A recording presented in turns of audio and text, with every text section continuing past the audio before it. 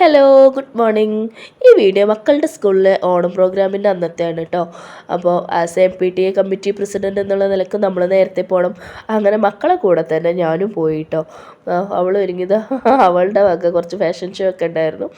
അങ്ങനെ ഞാനിത് സ്കൂളിലേക്ക് കൊണ്ടുപോകാനുള്ള സാധനങ്ങളൊക്കെ റെഡിയാക്കി അതെടുത്ത് എത്തിയ സമയത്ത് ഇതാ കലത്തിൽ അരിയൊക്കെ ഇട്ട് സുബേദ തിളക്കായിരുന്നു. ഞാൻ പായസത്തിലേക്കുള്ള സേമിയ വറുത്തു, പാലവിടെ കാച്ചാൻ വെച്ചിട്ടുണ്ടായിരുന്നു. അങ്ങനെ സാമ്പാറിലേക്കുള്ളതും കട്ട് ചെയ്തു. അപ്പോൾ അതിൻ്റെ ഇടയിലൊന്ന് സ്റ്റേജിൻ്റെ അവിടേക്ക് ഒന്ന് പോയി നോക്കിയപ്പോൾ ഇതാ പൂക്കളൊക്കെ വരച്ചേക്കണം.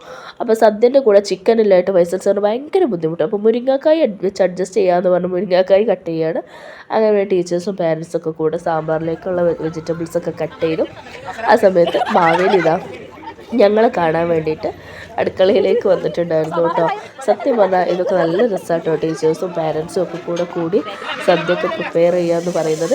അപ്പോൾ പായസം ആയോടെ ഞാനൊന്ന് ടേസ്റ്റ് ചെയ്തു കേട്ടോ. ഞങ്ങളെല്ലാവരും ടേസ്റ്റ് ചെയ്തു.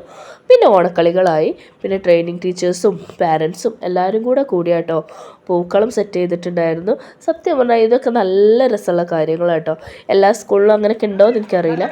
പക്ഷേ നമ്മുടെ ചുറ്റുവട്ടത്തുള്ള സ്കൂളിലൊക്കെ അങ്ങനെ ആയിരിക്കും. കുറച്ചും കൂടെ ഒക്കെ സിറ്റിയിലേക്കും കാര്യങ്ങളിലൊക്കെ ഒന്നും പോകുമ്പോൾ നമുക്കിത് കാണാൻ പറ്റില്ല.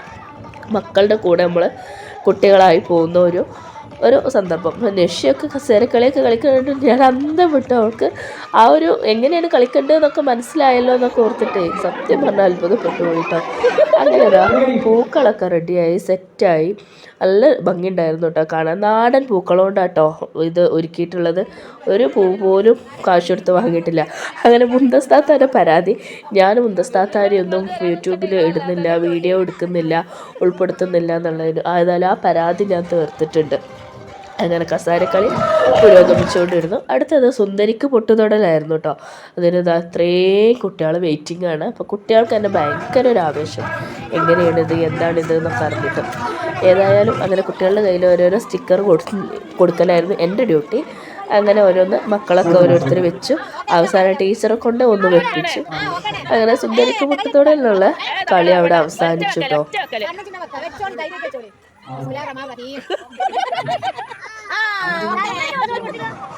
എൻ്റെ മക്കൾ വീട്ടിൽ എങ്ങനെയാണോ അതേപോലെ തന്നെയാണ് സ്കൂളിലും. രണ്ടാളും എന്തൊരു കച്ചറാന്നോ, പരസ്പരം കണ്ടാൽ മതിയാണ്.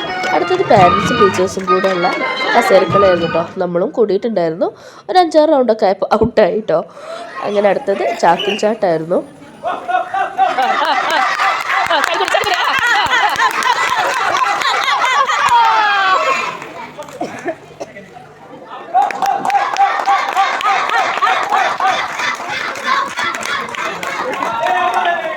അങ്ങനെ അടുത്തത് സദ്യക്കുള്ള ടൈമായിട്ട് അങ്ങനെ നമ്മൾ ഫുഡും കാര്യങ്ങളൊക്കെ ടേബിളിൽ സെറ്റ് ചെയ്ത്.